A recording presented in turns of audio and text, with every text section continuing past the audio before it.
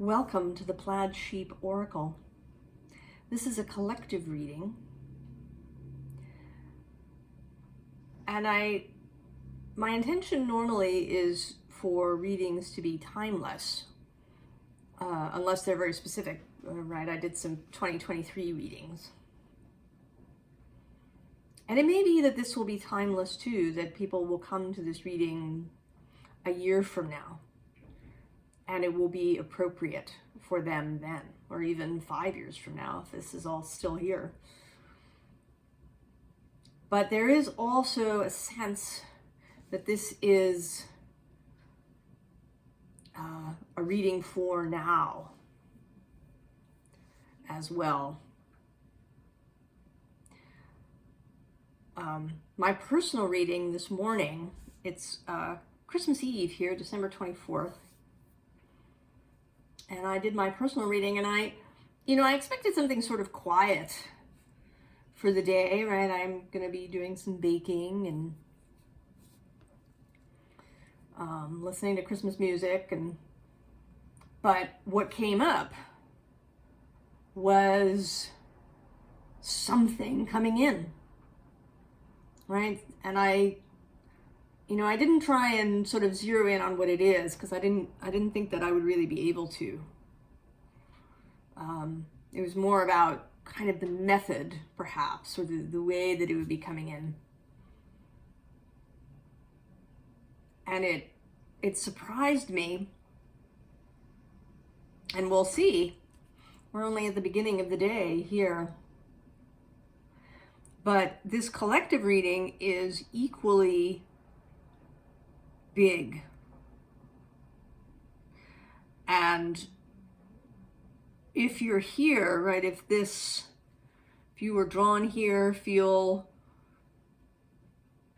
like this is, right, that you're part of this collective, something is about to happen. There is change coming in, right, in a very broad sense.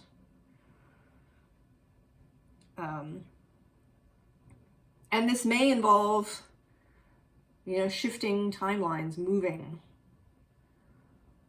from where you are into a whole new space. Just a whole new space. So we begin, and I should note that this mystical Shaman Oracle, when it wanted to be chosen, the card that was facing up, I as you've seen, can see in the video, I keep my decks facing sort of up so I can see the card. And when a deck wants to be chosen, sometimes even if that card that was, on the top doesn't appear, it's energy or it's something about it is also relevant in the reading. And the card that was facing up for you was the Earth card, right? And it's sort of the planet Earth as a background and a face looking straight out. And I think that is relevant here. But the card that comes out is sacrifice as the underlying. And this is talking about the sacrifice that's necessary to move into this new space. We have to give up what we were, how we saw ourselves. There may be other things to give up, jobs, homes, friends, family members. But I think that the primary thing we have to give up is our way of seeing things and moving through the world. I'm reminded right now in this moment of Charles Eisenstein's most recent series on his Substack, where it's a reposting kind of with some edits of something that he wrote a while back based on the novel 1984. And the call of this series, in a nutshell, is to not participate in ways that our society sort of sees things. To not participate in the creation of good and evil sides, us and them, in summary judgments, in a willingness perhaps to do violence, sort of in the name of good. And this is the kind of thing that we're being asked to sacrifice. And this can feel very vulnerable, right? To live an undefended life.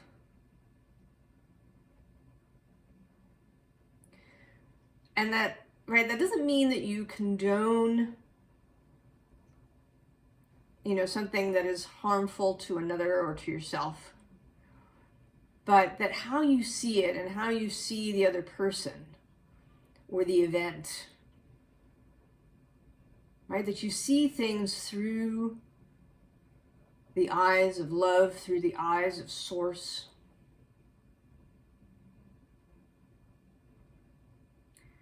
That you give up othering, give up ostracizing, give up calling something irredeemable,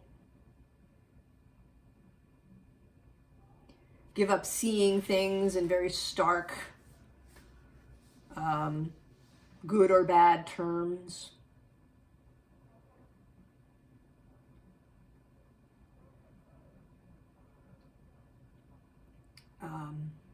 Give up seeing things as, right, it can be good for the individual or it can be good for the collective. You can't have both.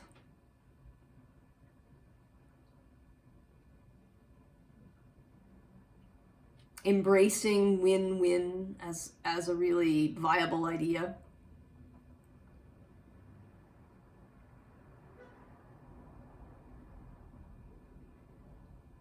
Seeing affluence and abundance and growth and beauty as the way things can really be. And it can be difficult to give up these things. We've been programmed with them for so long.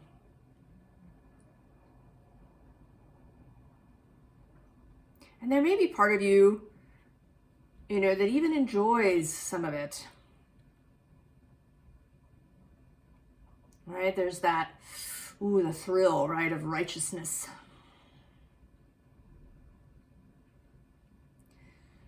The feeling of superiority. The deliciousness of Schadenfreude. I've certainly experienced all of these things. But I have found in recent years that I feel this less and less.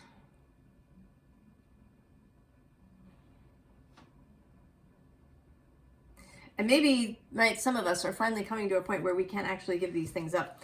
And underneath is this many paths card, which is then followed by the arrow. So the exact way that you get here, that your particular, spiritual orientation, your particular belief sets around the all that is are not that important. Right? What's important is focus, right? And staying the course, right? Firing the arrow and having it continue, right, all the way to the target, even if the target is kind of, at a distance, right? Keeping the focus.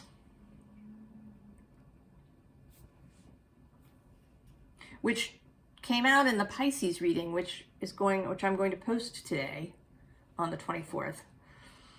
And Saturn is coming into Pisces at this moment. And this may be some of this change, this ability to really put a container around our spiritual ideas, to move these Piscean, gorgeous, mystical,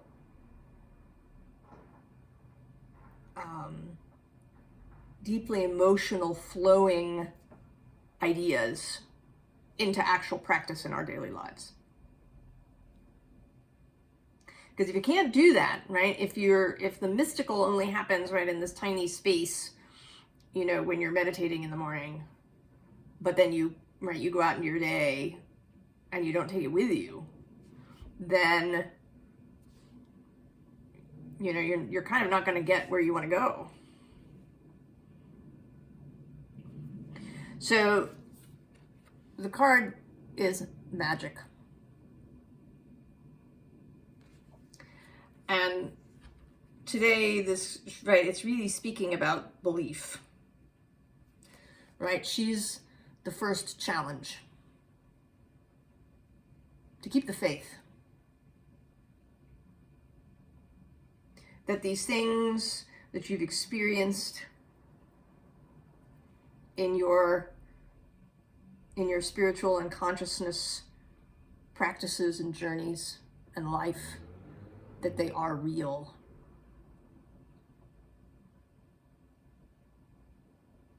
That the possibility of magic is real.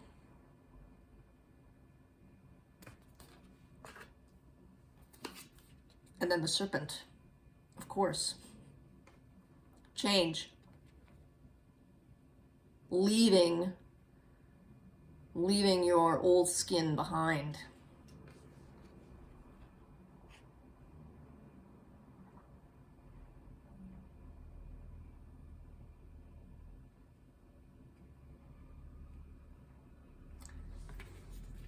Moving into this new space with flexibility. And also, right, the ability to see, right, there are two sides in this card, that there isn't, you know, one right way. And then the Rainmaker. All right, when the Rainmaker dances, she knows, right, that the rain will come. She has faith in that.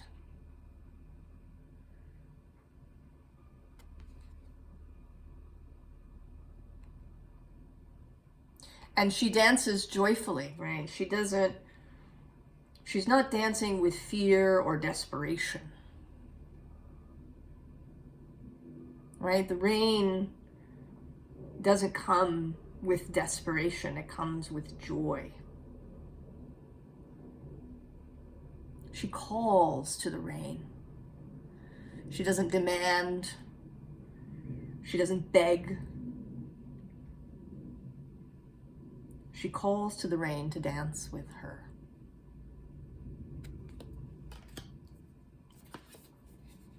And then this Vision Quest card, which is, you know, very ecstatic.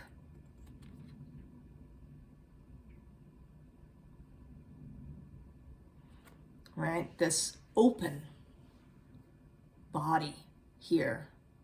Heart space open. And there is, right, this image of a heart here on the chest. Open-hearted and joyful.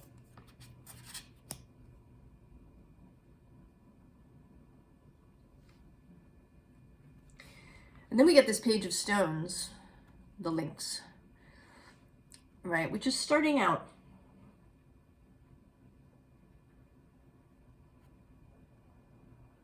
I mean, the all that is, spirit, your wider self, they know. Right? We're all novices. We're going to be novices in this new timeline, this new space that we enter. that we call into being with our vision and our love. And underneath that with our skills. And of course, underneath that, I knew it had to show up somewhere, is the Ace of Water, the Ace of Cups.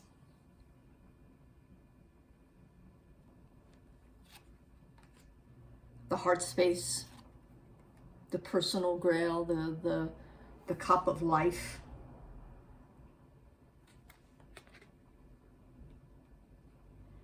This is new.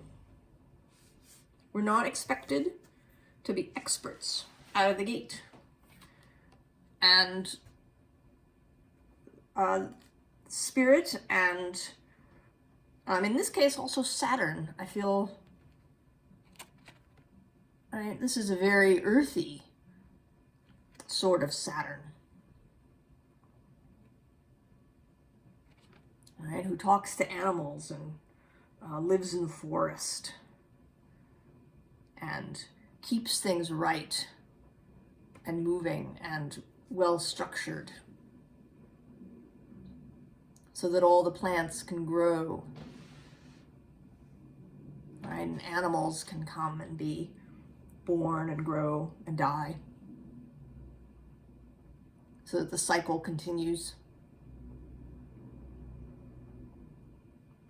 And he is here for us. We have to let go of our distorted perception of him, where he's just kind of an authoritarian jailer who won't let us do what we want. I mean, he does have some requirements. Integrity, honesty, particularly with ourselves, clarity, discipline,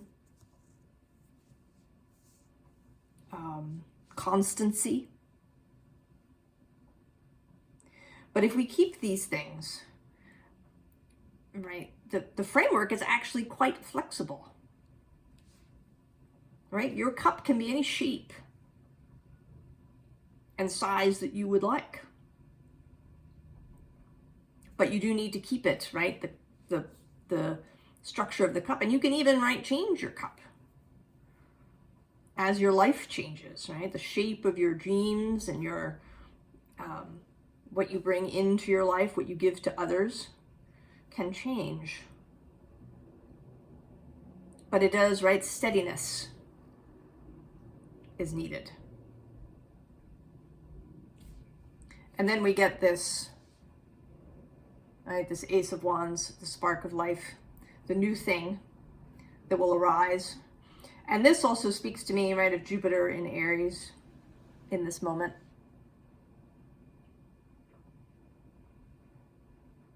I mean, if we think of the zodiac as having a beginning and an end, and it is a circle, so that's not entirely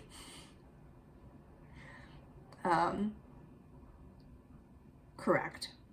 But if we think of it as having a beginning, certainly the Aries point is that beginning. And Jupiter has started a new cycle. Jupiter, the teacher, the philosopher, the expander.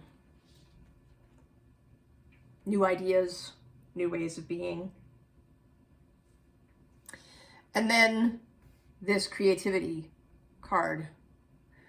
And this is, right, this is what we are being asked to do. To live in connection, creative connection to the all that is, to our own wider self, our souls, and the world. And this too is a kind of sacrifice. There's a responsibility we're being asked to take up, to do the work, whatever it may be for you. And it could be, right, it could be any number of things, right? The work of parenthood, of whatever your profession is, of,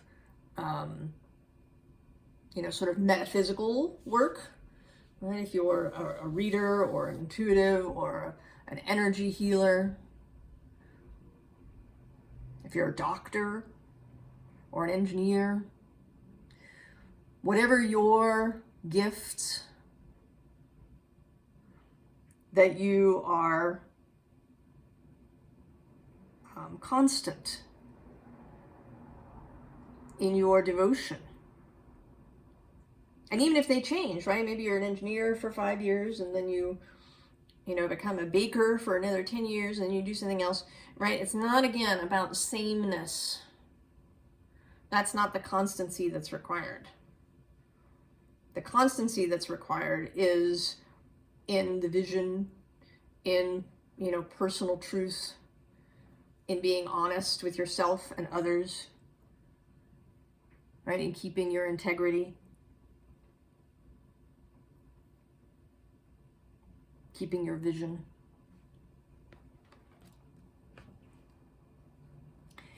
And this card, the Seven of Vessels, it says mourning, but to me it always feels like ritual.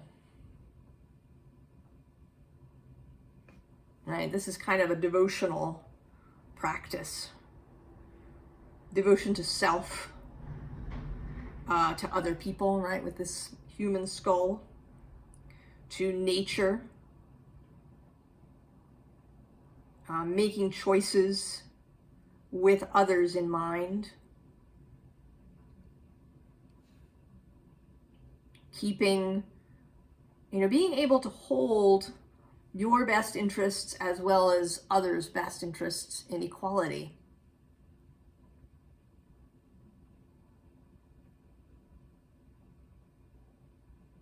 To choose wisely. And this, right, here's this Four of Stones, which says protection. And this, again, I think is, right, the structure.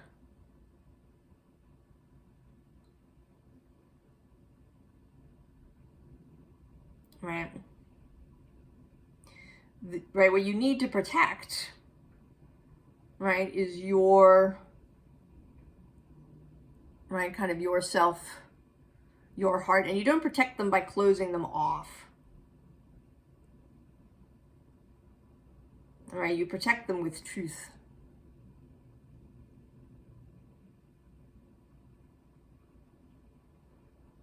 With, right, with your own constancy. Right, to your truth. And to other lives around you, to, right, to the earth.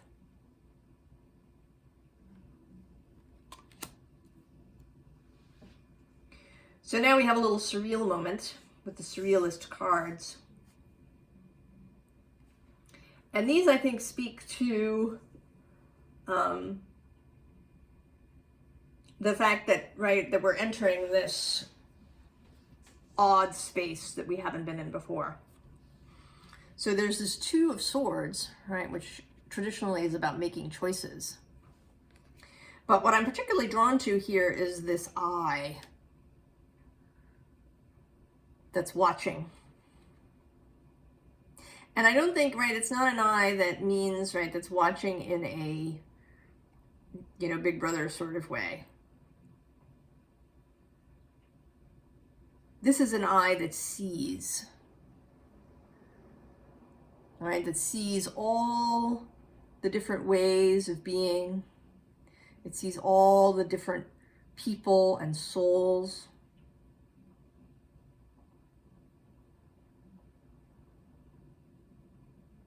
And it can help us choose, right, make choices. But we have to look at the eye. Right, in this card, we're turned away. So communication with your own soul and with the all that is.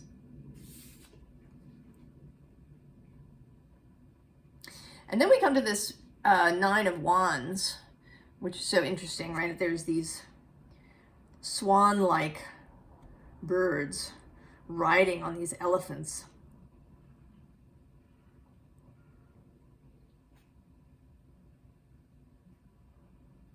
And this today feels like traveling together to me, right? A gathering of wands.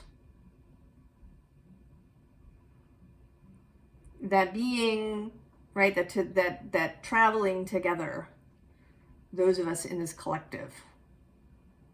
We may not always see one another, right? We may feel as if we're isolated at some point. But our joint effort, our joint vision, our joint willingness makes a difference. We are traveling together.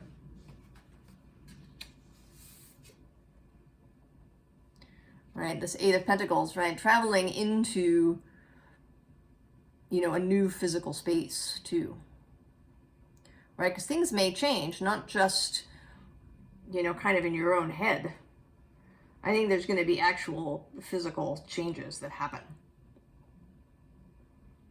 And they may not be what you expect. I think they won't be what you expect, what any of us expect with this Page of Pentacles.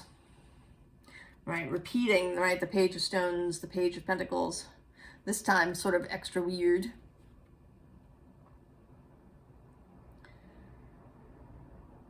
Right, there's all different things, right? There's musical instruments and,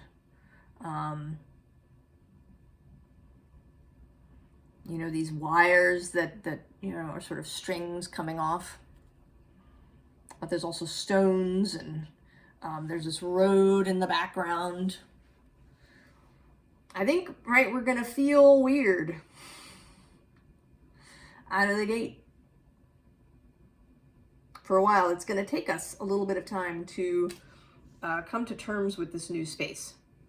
But it will absolutely be worth the effort. And then the next card is this Activated Earth card from the Starseed Oracle. It says, power places, ley lines, trust where you're led. Right, that's sort of self-explanatory. Right, it's the portal. And then this Hirith card, which says longing for home, homesick for the stars. I think it's not right. It is about that, right? Not, you know, not in a starseed way, but in, right, a longing for this new timeline, this new space that will feel, right, once we get over that initial kind of weirdness of the new space, that will feel like home. Right? We're going to really feel at home in this new space. Right? If we are willing, right, to lead with the heart and to be open. We've been in this dream space for a while, right? Receiving information, you know, learning about ourselves, about other people, following a spiritual path, learning about various traditions to see what, you know, really feels right for us. Learning about our bodies, even. I mean, this is, right, an air card, but, right, a very sort of bodily air card. And now we're coming out of it. And actually underneath it is this Nine of Emotions, which is about the, you know, emotional maturity for me. You know, here she is levitating because she, you know, can't be, right, she can't be completely upset, right? This is not to say that you won't have times of emotional difficulty, of emotional upheaval, right? We're all going to have that, even in this new timeline, right? This new timeline isn't someplace where there's no loss or no grief. But there'll be mutual support from other people. And we will have, right, because we've done this work, we will have emotional maturity, emotional intelligence, emotional resilience.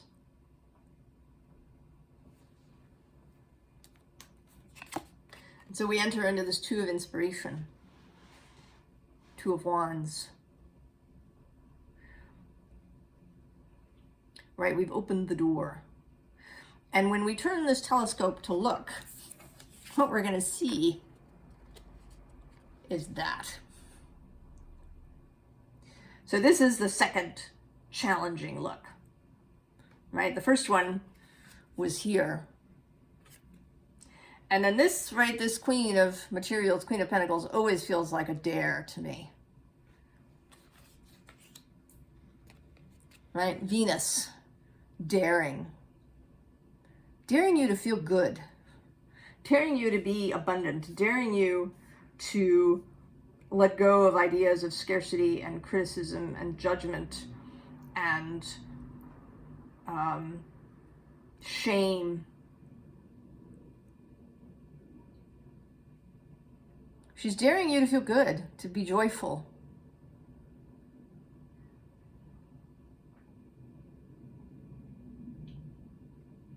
To feel excited about your life, to feel inspired.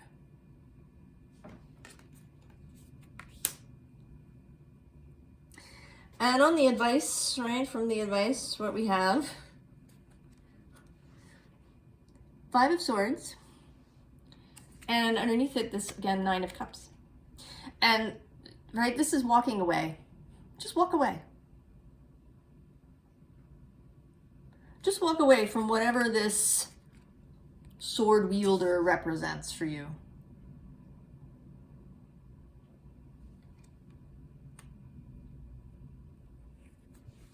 Right? Just walk away from engagement with these things. Right? It doesn't really, where does it get anybody? Right, to do battle, really. Especially in the mind, as the swords are. Right, the battle over ideas. Right, we generally don't change somebody's mind by engaging in battle with them.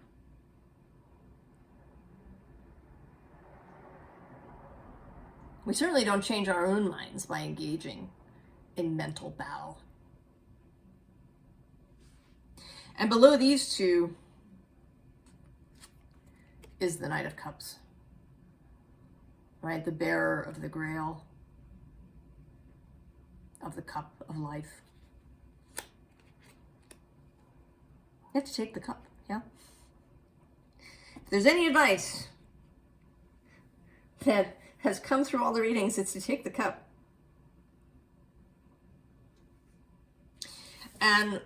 And in this case, also take the wand. Right? Accept the new idea, this Knight of Swords, when it arrives.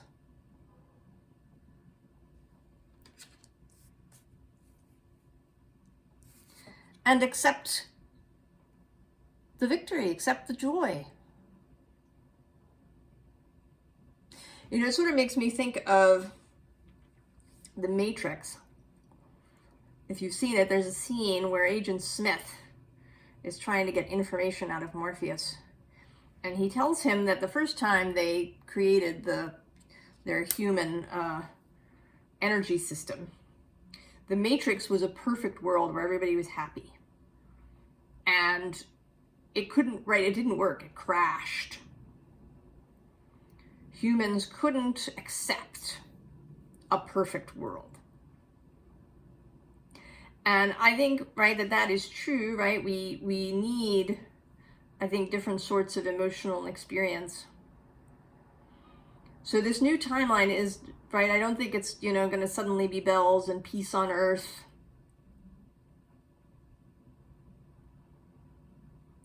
But it will be a world predicated on the idea of wholeness and relationship as really important. Working with rather than against. where there's less othering, less creation of enemies,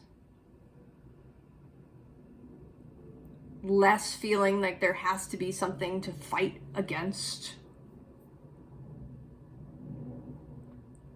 in order, to feel good in some way. That we will find other ways of creating, right, of giving ourselves the outlet that I think we need as humans. I think there is kind of a need for conflict, for contrast, but that it doesn't have to, right, lead to deep suffering.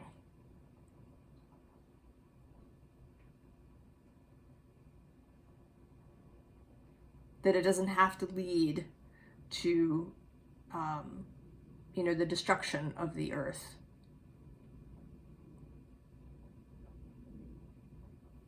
That we can,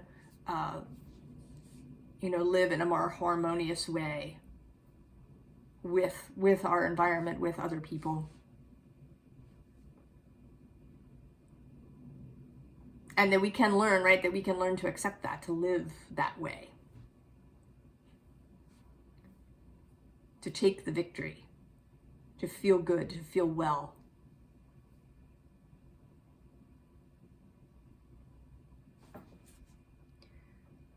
So I don't know where we're going, group. I don't know. I really don't know what the details of this timeline are going to be. Or, like exactly when, each of us will find ourselves there.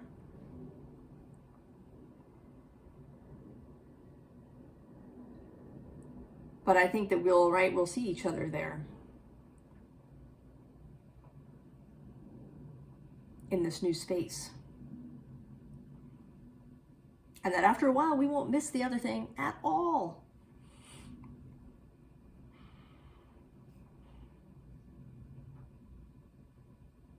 That we won't miss, right, the conflicts and the bitterness and the bile. So I wish you all the very best. And we'll see where we go. It's exciting. I may put out another reading before the new year. Possibly. We'll see what wants to come forward. I mean, this feels very much like a into the new space reading, but we'll see. And I wish you a happy new year. And I will see you next time. So long.